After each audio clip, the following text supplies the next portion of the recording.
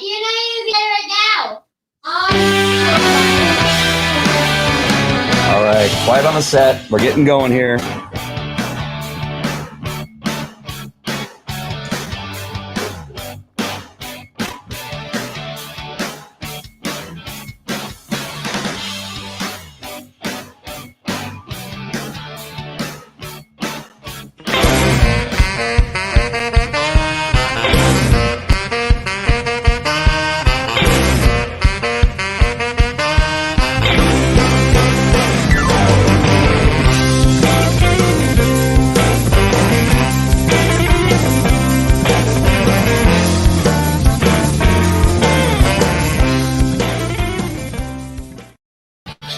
Hello, my friends. It's Andy coming to you live from Orange County at 6:58 p.m. That's a weird time.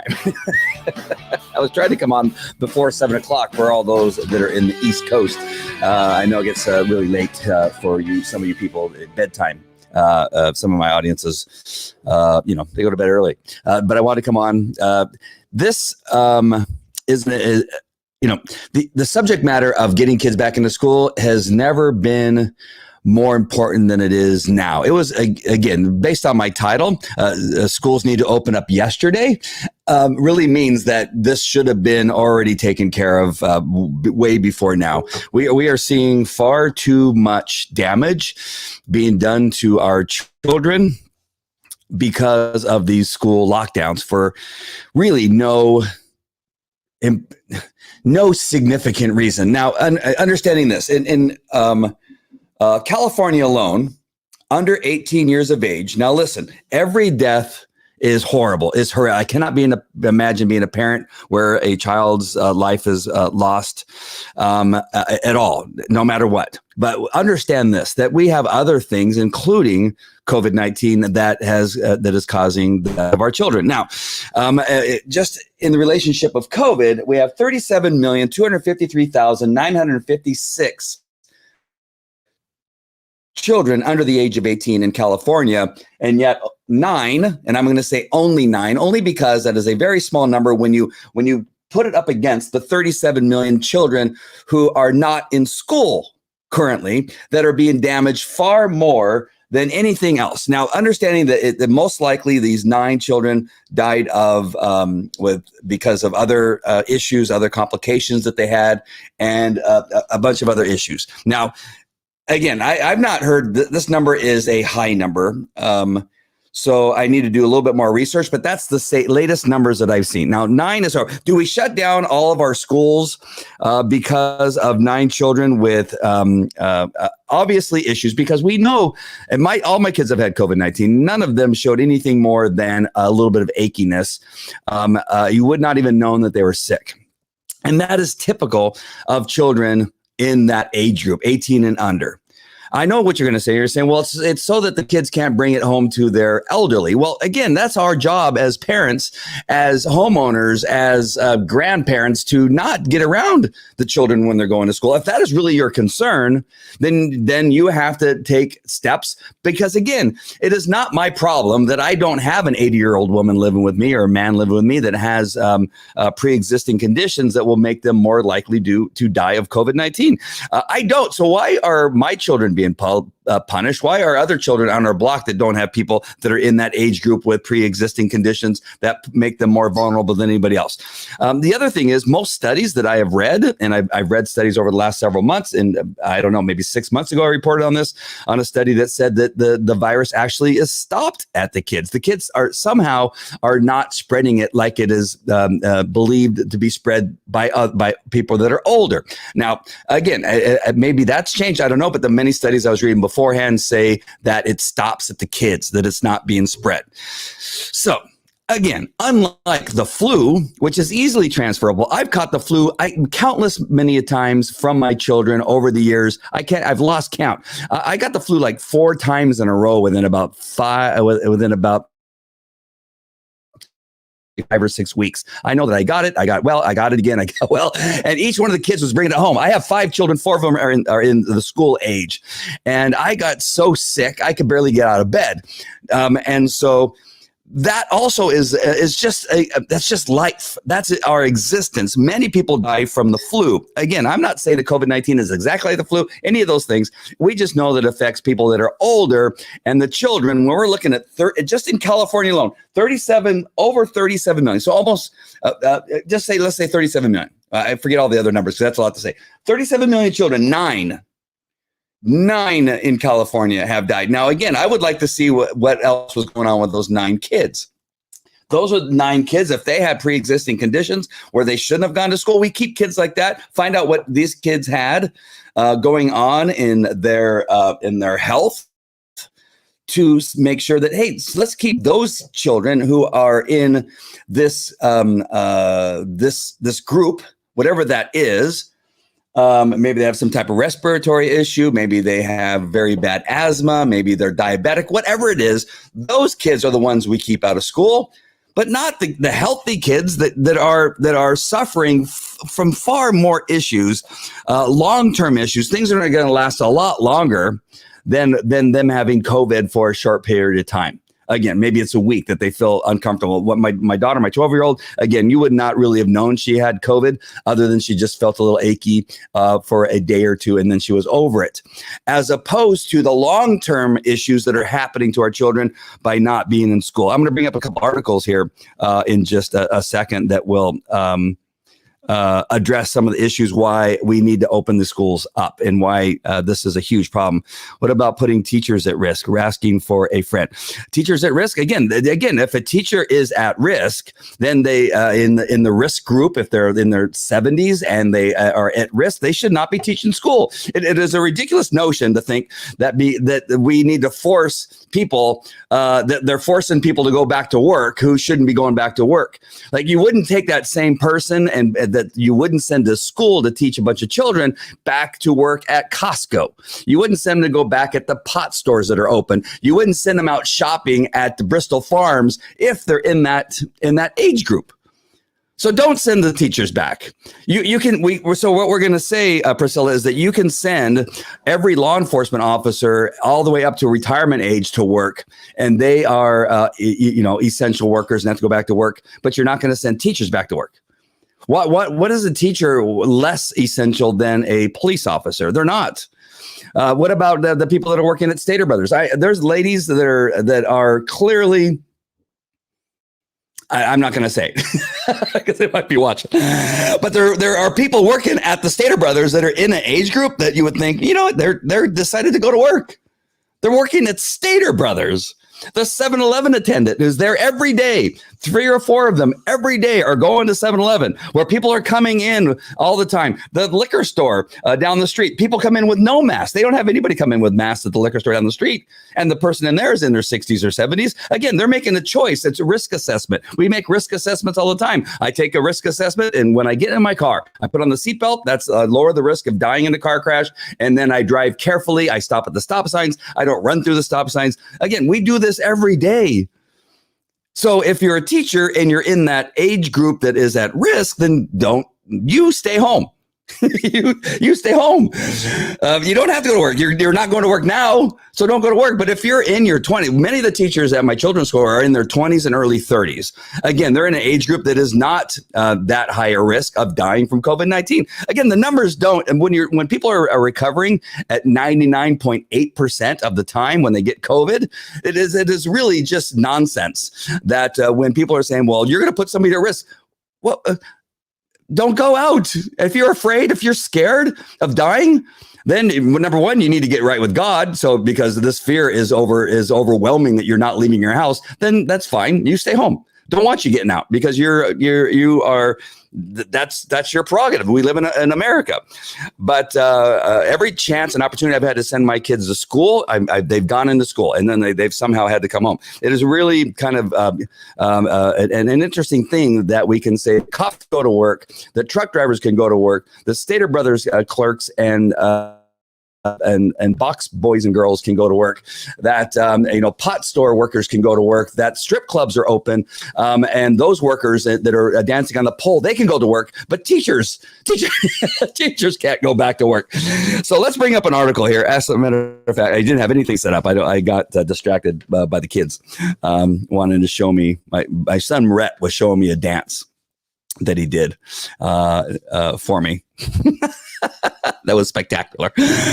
But let's look at Vegas first. I want to look at Vegas and share with you a little bit of an article here. I'll actually put the link in the.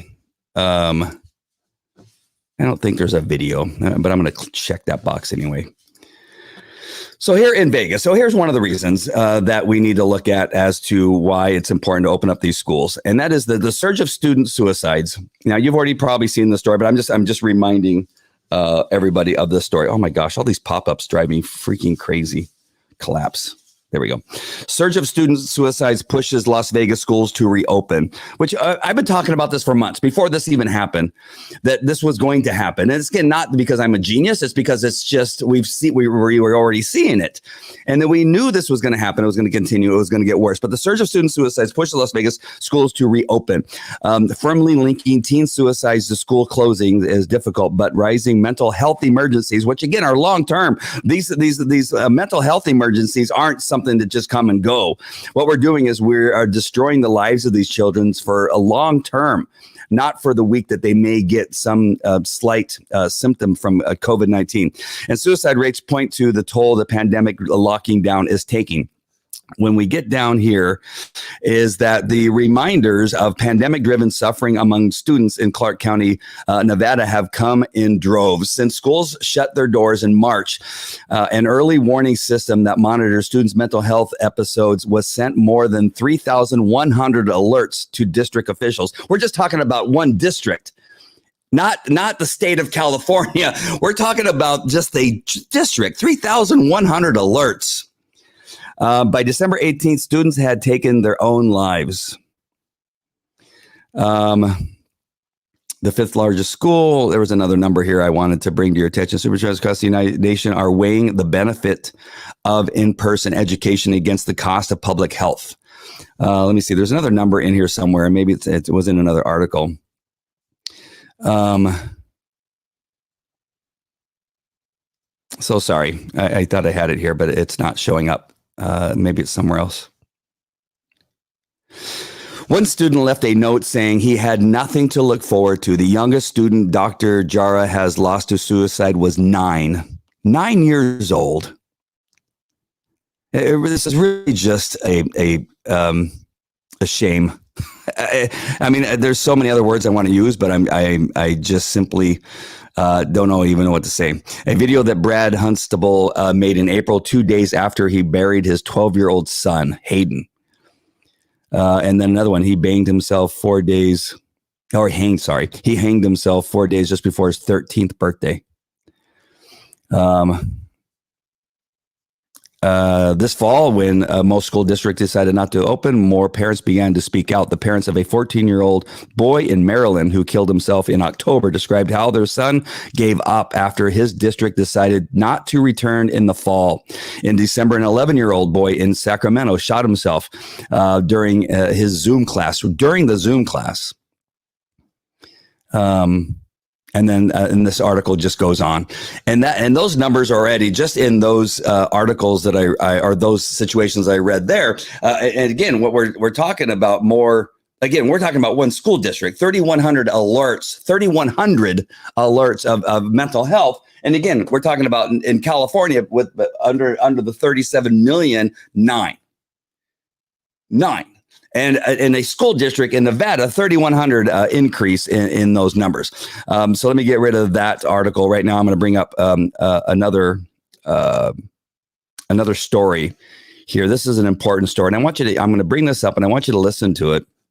What these parents went through. And this is in Anaheim, where I was a police officer, and I went to a number of suicides as a police officer in the city of Anaheim, and they are horrific. Some of them were young people. Hold on, I gotta pause this. Gosh darn it. These things are sometimes so difficult difficult to maneuver here.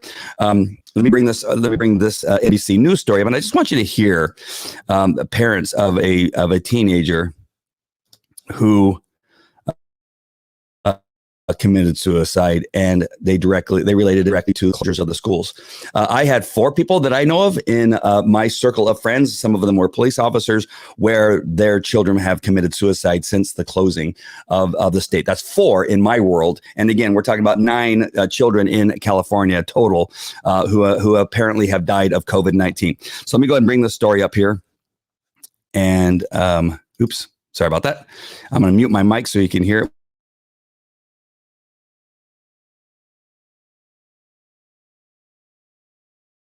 And teens ages 10 to 19.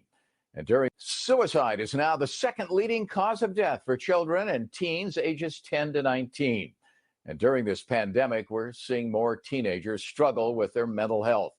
One Anaheim family is sharing their loss, the loss of a 14-year-old son, hoping that others will see the warning signs. NBC4's Christine Kim has their story. No other parent should have to go through this. You know, you should never have to say goodbye to your kids. You should go before your kids. Adriana Moore and her husband Rodney never imagined their 14-year-old son Rodney would take his own life. Every time we close our eyes, we see the way that we found him. He was a social, active teenager who adored animals and loved to play his saxophone.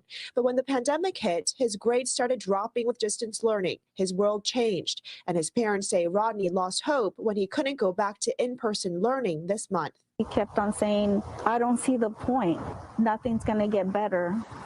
That's what he would say. We felt that something was going the other direction, but we never knew to this degree. And they're not alone. The chief psychologist at Children's Hospital of Orange County says she's getting double the calls from families worried about their children's mental health with these warning signs. If you have increasing irritability with some of these other signs of withdrawal, not engaging in activities they used to like, having problems with concentration, seeing changes in eating and sleeping patterns. But start that conversation even before you see the signs. Sometimes when you ask kids about friends, about others, it's an easier way to slide into the conversation. Although the coronavirus didn't take my son's life directly, it took it indirectly is how I feel.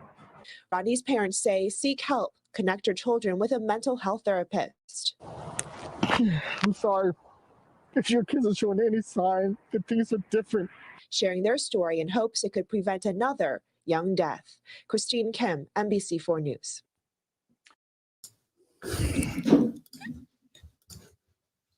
Just so tough. Again, I've been to a couple calls where teens, young children, and adults have committed suicide, and it is not a scene that you want to go to when you see a young child with a gun in their hand and the top of their head blown off the top of their head or hanging in a closet, which is all those things that I've seen. And it could, sometimes these things could have been avoided. And in this case, it happens to be with the closing of schools. Priscilla brought up the thing where you can't do these jobs from home. Well, you can't teach. You can't do this from home either. I have 4 children, again, 3 of them elementary, 1 in junior high. And I also have to work, and it is not working. It is not healthy. It is challenging. It's challenging for me as a parent. I have, each of my children struggle with different aspects of school. I have one student, one of my children is a straight A student. I'm very lucky that that's the case. But he's also struggling with the fact that he's not able to hang out with his friends. And we have to make these times where they can go out and the school's over, and then we go and put the kids together. The lockdowns, right? This is really one of the craziest things is that the lockdowns, they can't go to school and be together. But as soon as school is over, we then go and we're together. We go to the skate park. They go and hang out at different areas of our city here. And so the schools being locked down is it's silliness, because what we end up doing as parents is we go, okay, now you go out and hang out with your kids. Now, of course, there are some parents that don't let their kids hang out with anybody. I fear most for those families where the parents now are not only not letting them go to school, but they're also not letting them hang out with kids after what would be normally school. they're still shut down in their homes, and they're still wearing masks, sometimes in their homes, sometimes in their cars as they're driving around. And this really is something that is absolutely asinine. Again, when we're looking again, I'm just going to continue to show these numbers. In California, under 18, 37 million children under the age of 18. In California alone, 9. This number of 9. How many children? Again, in my world, I know of 4 children that have committed suicide. 4 families of where children have committed suicide since the pandemic. In my world alone, I don't know 37 million, but I know that if you take and look at how many children across the state of California, the number of suicides, successful suicides, and attempted suicide far exceeds this number 9. And again, I also want to believe that this number 9 are children that had pre-existing conditions that we probably would have kept them out of school to begin with, and they still somehow would have contracted it. Again, in a state that has one of the highest, not the highest, has the most strict rules when it comes to COVID, we still lost 9. So what was going on? So they weren't going to school. They were wearing masks, supposedly. They were doing other things. We weren't able to do much in the case, like in Florida.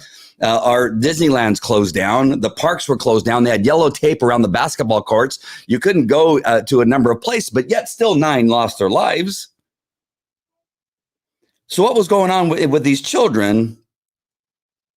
Again, these numbers are different than what I was told at 1 in California just a couple months ago, where we now had an additional 8. Where those got added, I'm not sure. And what did they really die of? We don't know, because we know that children and adults have been put into the deaths of COVID that died of other things, died of cancer, but they also had COVID-19. They died of car crashes, but they had COVID-19. So I'm really interested to find out what this 9 is, because there's a good chance that these 9, because they died of COVID-19, probably would not have been in school anyway, because of the underlying conditions, the things that would have told us, hey, those children that have, a feeding tube because they have allergies, we were probably not going to send them to school, which would make total sense. We wouldn't send them to school if there was a flu issue going on in the school, if there was some other type of thing going on, not COVID-19. Those same children, these same 9, I'm just guessing, would also not have gone to school anyway.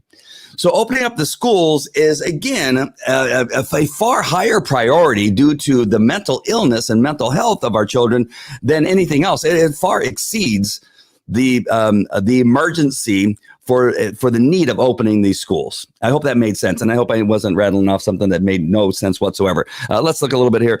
Those are just the ones that have actually been documented. Many probably have been quietly swept under the carpet due to the shame and stigma. Again, correct, Bob. Right, absolutely. Hello, Hedia, my love. Absolutely must open the schools, and if teachers are scared, then get different teachers. Yeah, right. If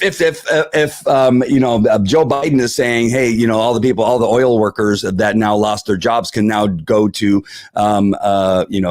learn coding or learn how to install solar panels. Why not the same thing for teachers? If you are too afraid to go to school to teach, or you're in a group of people, or you're in that age group and risk group that you can't teach, then do what Joe Biden said. Find a different job. Do something else, or be one of the teachers that does the remote schooling. So the teachers that are young and healthy, don't have pre-existing conditions, they go back to in-room teaching, face-to-face teaching. Those teachers that are at risk, as Priscilla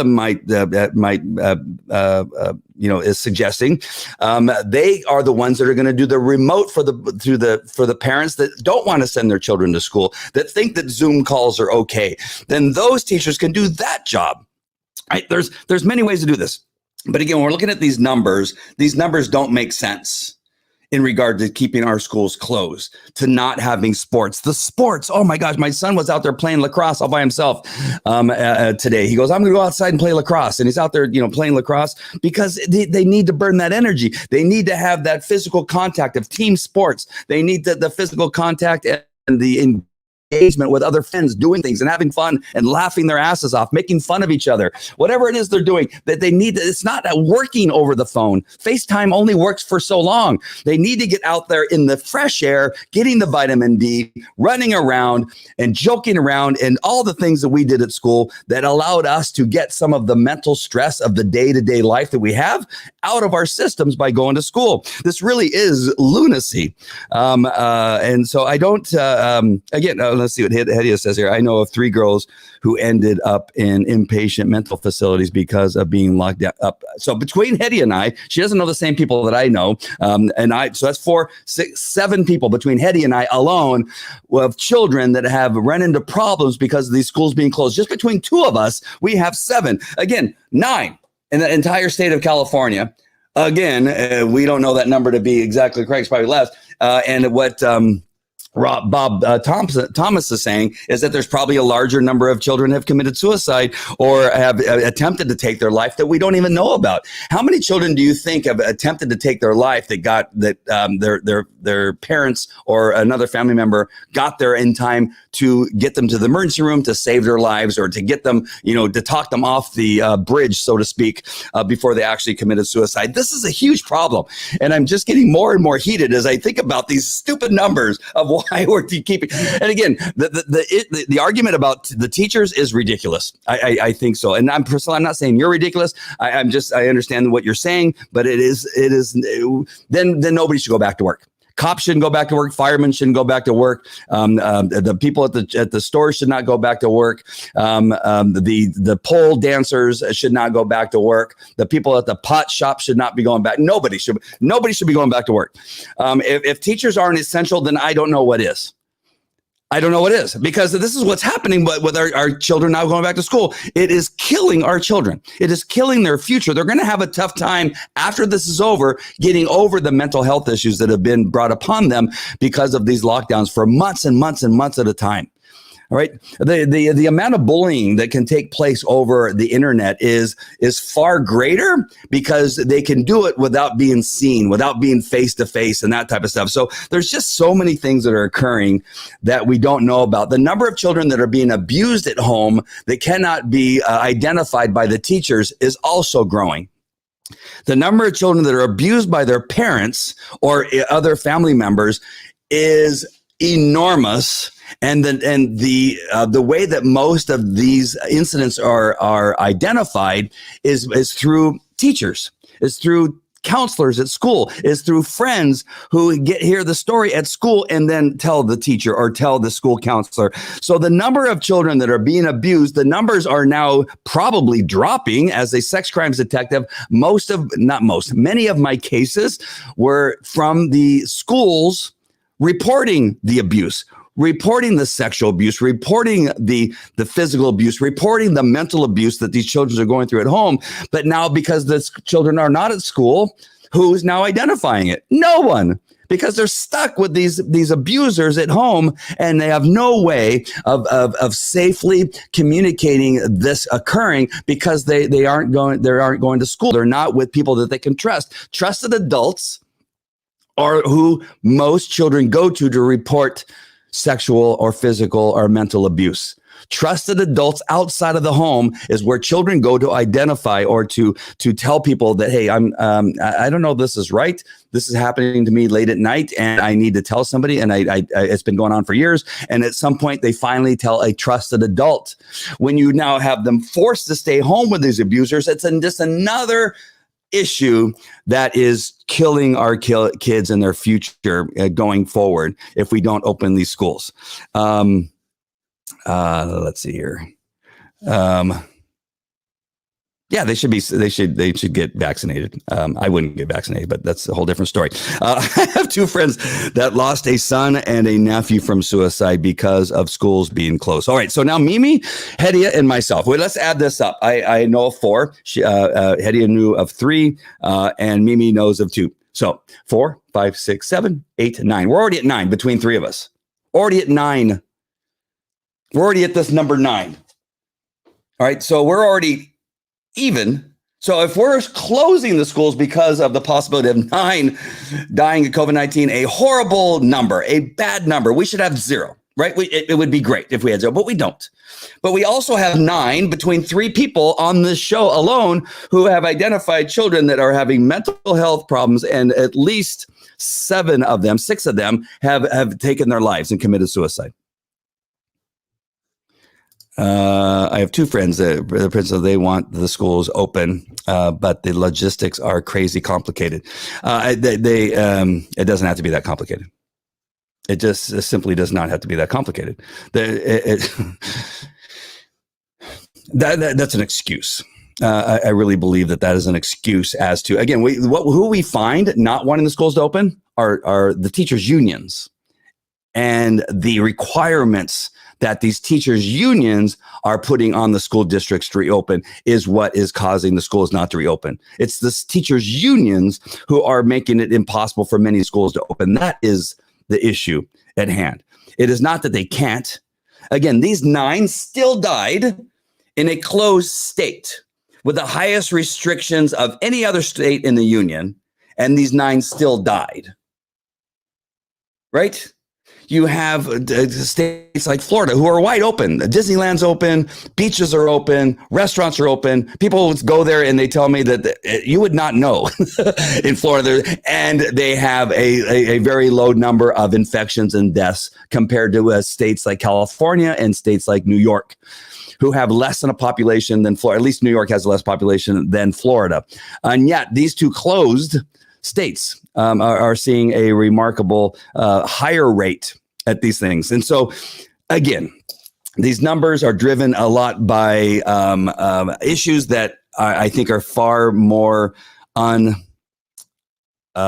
unreliable, because they again, because of all the other stories. We have the stories of the deaths not really being what deaths of COVID-19. We have, other documentation and reporting that just are suspect that we need to look at again. But really, truly, the issue is being driven by teachers' unions making requirements far more difficult than they have to be. That kids are very resilient when it comes to COVID-19 infections and death, and it's just not what it needs to be. The teachers that I have talked to secretly, and I'm not going to tell you in what grade or anything, they think it's utterly ridiculous, because they see they see the way that they have things set up, that the kids are messing with their masks, they're off their face half the time, that they, it's just for show. It's just so they can get these things back open. But when you're putting kids into school, that you're, the restrictions are a bit silly of what they're asking these schools to do, and they're not seeing the infections. And again, we have far more to worry about. I'm trying to dance around a couple things because I don't want to identify some of the things I know and I've heard. Again, I was vice president of the PTA for a period of time, so I know people that are in these positions that are just saying this is ridiculous. What we have occurring far more than anything else is mental health issues. We have bullying, we have abuse. All these things are far greater, that are happening at a much higher rate and are more devastating than COVID-19. The COVID-19 thing is not what it's all made up to be. Is it real? Yes. Did I have COVID-19 and I'm in the hospital? Yes. Did I almost die from COVID-19? Yes. But I'm still in the same position. My children have had COVID-19. I'm still in the same position. Open the stinking schools. Don't be ridiculous. Let's see here. Stepping with exposure and not enough subs to cover the classroom. Florida didn't put the sick in elder care facilities. Yeah, that was as an important thing to keep in mind. All right, let me look at one more thing. I'm going to see if I have any articles. I'm just going to leave it at this thing. I did want to talk about crime in America and some other stuff, but I'm just going to leave it at this. This is so important. Reason I was going to do this is because. Or talk about the crime is because it also feeds into the school. The teachers unions don't want to open up in Los Angeles until they defund and dismantle the police department. That's one of the requirements before they go back to school. Chicago, the same thing.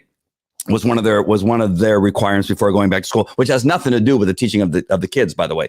The Chicago carjackings are up 283% compared to a year ago. They are talking about this one article. Where is it? and I'm just going to just share this information because this is how ridiculous things are. Oh, I'm so sorry. I had this other story here. These safe zones or something like that. Chicago's creating safe zones and safe times to go get gas because people are too afraid to go get gas. And this really leads into this whole thing. This really is getting ridiculous when you can't go get gas because of dismantling, defunding. Again, the only reason I'm bringing this up is because it's tied to the teachers unions, that this is their position, that they're not going to go back to school until dismantling and defunding law enforcement. They already did that in Los Angeles. They dismantled the LA school police, which is a huge police department that they completely got rid of. Right. And so, but yet they're still not going to school. And so they want to make it less safe in our communities so that they can go back to school. Really? That is your logic, that you're not going to go back to school until they defund and dismantle law enforcement. Again, this doesn't make any sense when you're seeing a spike of carjackings where people are afraid to go get gas. So you're going to keep the schools closed until you dismantle, defund law enforcement. But in the middle of a time where kids are committing suicide, where there's more abuse, where there's more sexual abuse, and now you can't go get gas. This is the thing that you're more concerned about. You're not going to go back to school and teach children because you want to dismantle and defund law enforcement. None of this is making sense. None of it is making sense. And then again, I'll just go one more time, that you have 37 million children in California, only 9, I'm saying is bad, but 9, but the number doesn't make sense to keep these schools closed. It just doesn't make sense. None of it makes any sense. And so this is as much as I'm probably not making sense, this doesn't make sense. None of it makes any sense. So I'm going to put up one more website for you to go to is in California. Now, the rest of you in other states that want your schools to open, you may need to look and see what you have available, what your resources to go into that's responsible for opening up the schools. Leandra Blades had a post. She's on the school board here in Orange County. She put a post up suggesting that we contact the California Teachers Association here in obviously California. And so you're just going to go to their website. I'll share their website here. So go to their website. You can see that there's a lot of information on. There's some stupid stuff that they're talking about on here also. So I'm gonna have to address that too. In regard to anyway, I'm not gonna get into it. Let's just worry about COVID-19 now. So if you go all the way down to the bottom, or you can actually, I think this is another spot you can click on. Let me see what that. So you can message them by clicking on that little thing on the lower right hand. It stays there. It's the lower right hand corner right here. I don't know if you can see it. Let me look at my screen really quick. Yeah, right over there. See that little purple blot right there? And it's where you would click on it and you can send them a message. Send them a message and demand they open up the schools.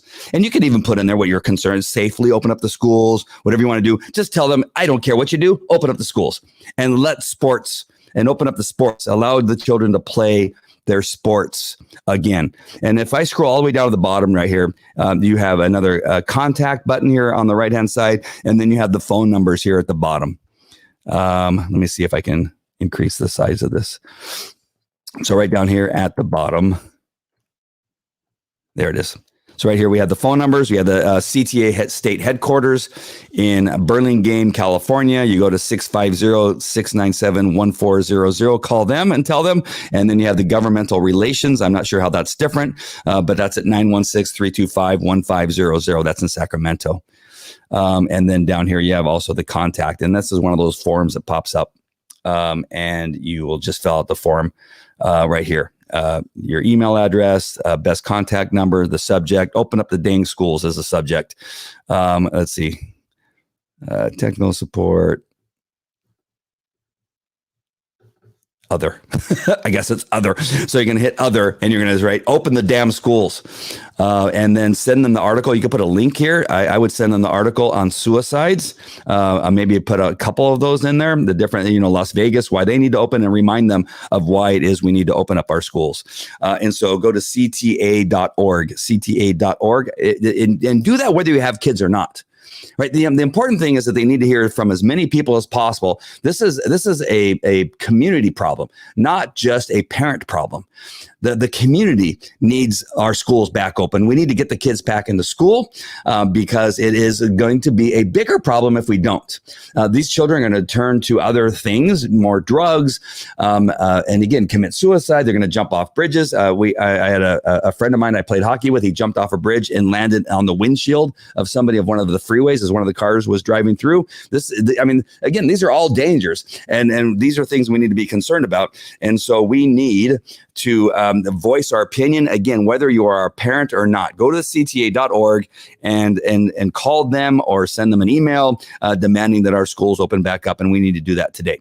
All right, my friends, I'm going to leave it at that. There were some other links that I wanted to go to, but I think it's just far more important to stay focused on this subject and really focus on getting our schools open back up in a quick manner. I'm talking about yesterday that we need to get these schools opened up. My son and I had a talk. We were on the way to the airport. We were on our way to the barber to get his haircut today. And we had one of those discussions. He says, God, I just wish they would open back up.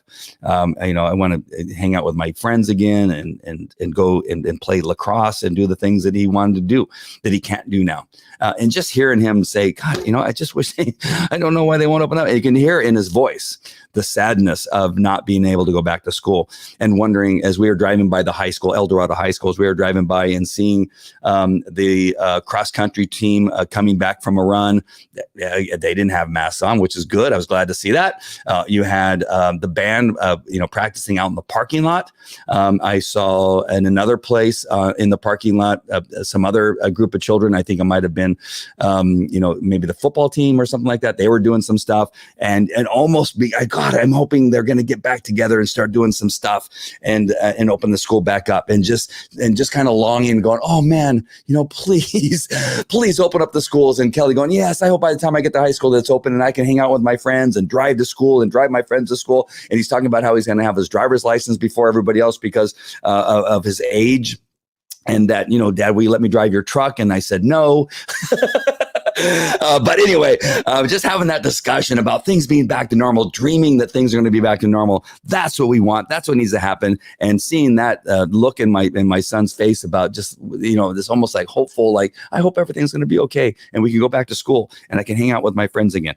And that's what we need to do. We need to open up our schools. All right, my friends. All right, so go to cta.org. Let the California Teachers Association know that you want our schools to be open. Let them hear from as many as possible. I've already called. I've already sent an email. I'll probably do it every day to let them know that I'm serious about these schools opening up. All right, my friends. All right, and pay attention to what's happening with your school boards. Be on top of what's happening in your school board.